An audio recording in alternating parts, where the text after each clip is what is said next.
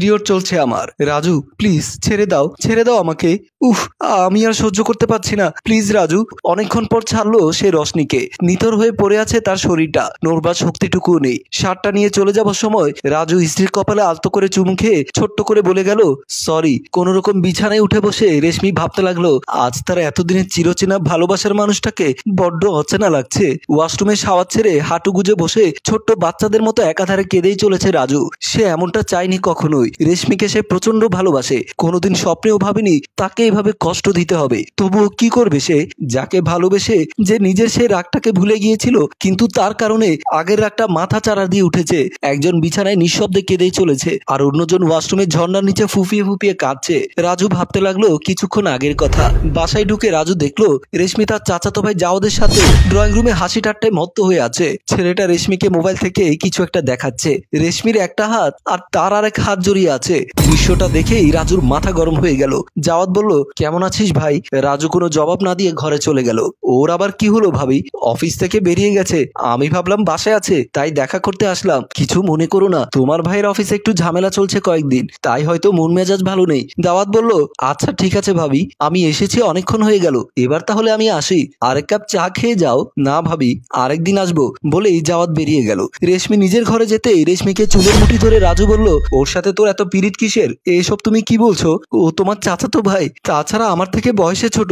বাসায় এসেছে কেউ ছিল না, তাই আমি একটু সময় দিচ্ছিলাম। হ্যাঁ, হাতে হাত ধরে মোবাইল দেখে হাসাহাসি করে তোর কি আমাকে দিয়ে হচ্ছে না নাকি? আরো লাগবে তোর? এই নে। তাকে বিছানায় ফেলে দিয়ে তার উপরে উঠে গেল। রাজুর মন বিশ্বাস করতে চাইছে না রেশমির সাথে জাওয়াদের কিছু একটা সম্পর্ক থাকতে পারে, কিন্তু মেয়েটাকে এভাবে ওর সাথে ঘনিষ্ঠ দেখে ওর সহ্য হয়নি মোটেও। মেয়েটাকে এতটাই ভালোবাসে যে কারোর সাথে বেশি কথা বলা সে পছন্দ করে না। রেশমি বিষয়টা জেনেও কেন এমন করে? পরের দিন অফিসে জাওয়াদ এলো রাজুর কেবিনে। কিরে, কালকে কি মন খারাপ ছিল নাকি? তুই আমার বাসায় যাবার আগে আমাকে কল করে যাবি। রাজু, তুই ভুলে যাচ্ছিস আমি শুধুই তোর চাচাতো ভাই নই, তোর বিজনেস পার্টনার। ভেবেচিন্তে কথা বল, তোর বউ আমার থেকে বয়সেও বড়। এসব আজে বাজে চিন্তা নিয়ে কিভাবে ব্যবসা করিস? তখনই কেবিনে ঢুকে এলো তার সেক্রেটারি পিউ। স্যার, ফাইলগুলো সব রেডি করে ফেলেছি, আপনি একবার চেক করে নেবেন। ঠিক আছে, তুমি যাও। স্যার, আপনার কি আজকেও মাথা ব্যথা করছে? আমি টিপে দেব?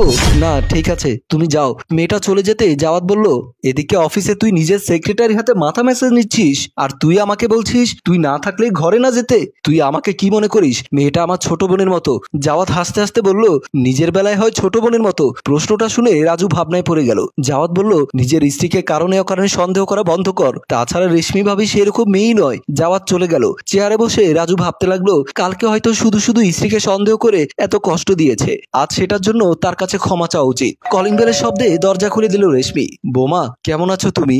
আমি ভালো আছি আঙ্কেল, আসুন ভেতরে এসে বসুন। ড্রয়িং রুমে বসে সাইফুল ইসলাম বলল রাজু বাবা কি এখন অফিসে নাকি? একটু পরেই চলে আসবে। আপনি চা খাবেন?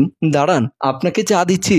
আচ্ছা তুমি বসো, চা না হয় রাজু এলে একসাথে খাবো। এমন সময় আবারও কলিং বেলের শব্দ হলো। রেশমি দরজা খুলে দিতে ঘরে ঢুকে এলো রাজু, তার হাতে একটা নতুন শাড়ির প্যাকেট। মামা সাইফুল ইসলাম ভেতর থেকে বললেন রাজু বাবা কেমন আছিস? এদিক দিয়ে যাচ্ছিলাম, ভাবলাম একটু ঘুরে যাই, তোর জন্যই অপেক্ষা করছি বাবা, আয় একসাথে চা খাবো। রাজু নিঃশব্দে সালাম দিয়ে শাড়ির প্যাকেটটা নিয়ে ঘরের ভেতরে চলে গেল। বিছানায় বসে সে চিন্তা করতে লাগলো এতক্ষণ ঘরে কেউ ছিল না, তার মামা শ্বশুর কি রেশমির সাথে কিছু করেছে? কথাগুলো ভাবতে ভাবতে তার চোখের সামনে ভেসে উঠলো ঘরে ঢোকার একটু আগের মুহূর্তগুলো কেমন হতে পারে। দরজা খুলে দিতে সালাম দিয়ে রেশমি সাইফুল ইসলাম দুষ্টু হাসি দিয়ে বলল ঘরে কেউ নেই নাকি?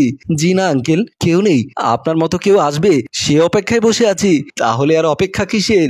গৃহস্থ যখন নেই, সুন্দর জিনিস সামনে দাঁড়িয়ে আছে, চুরি না করলে কি মন ভরে? কথাটা বলেই সাইফুল ইসলাম রেশমির হাত ধরে টেনে বেডরুমে নিয়ে গেল। সিস্কো বলছে মেয়েটা নির্দোষ, কিন্তু তার মনের মধ্যে ঘুরতে থাকে নানা রকম জটিল প্যাচ। পরের দিন জাওয়াত কেবিনের সামনে গিয়ে রাজু খেয়াল করলো ভেতর থেকে হাসাহাসি শব্দ হচ্ছে। তারপর মনের ভেতরে অনেক তিক্ততার ঘৃণা নিয়ে সে ভেতরে ঢুকে গেল। ঢুকে দেখলো জাওয়াদ আর পিউ একসাথে বসে লাঞ্চ করছে।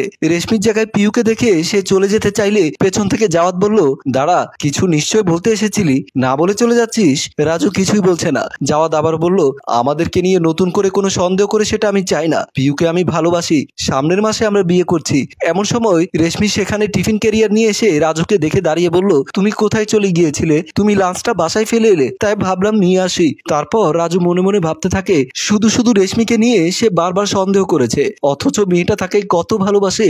সম্মানিত ভিউয়ার্স, অহেতুক কোনো কারণ ছাড়া নিজের স্ত্রীকে সন্দেহ করা বন্ধ করুন, দেখবেন জীবন অনেক সুন্দর। গল্পটি কেমন লাগলো কমেন্ট করে জানাবেন, আর ভালো লাগলে লাইক ও শেয়ার করবেন। গল্পটি রচনায় অভিক ও চিত্রগ্রহণ ইফতি হোসেন এবং সম্পাদনায় আলমগীর।